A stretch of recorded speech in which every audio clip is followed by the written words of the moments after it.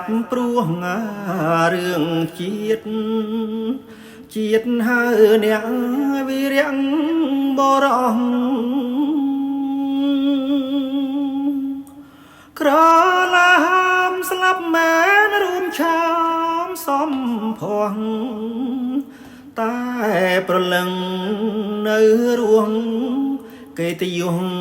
គេឈ្មោះដាំងអស់កលបុត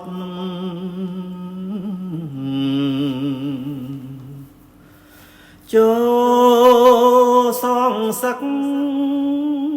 ប្រយុទ្ធកុំស្លុតកាន់អាវុធយកជ័យខ្មែរប្រុងស្រីក្រោកឡើងគ្មានភ្លើងណាក្តៅជាងភ្លើងចិត្តស្នេហាជាតិក្តៅលឹះអ្វីទាំងអស់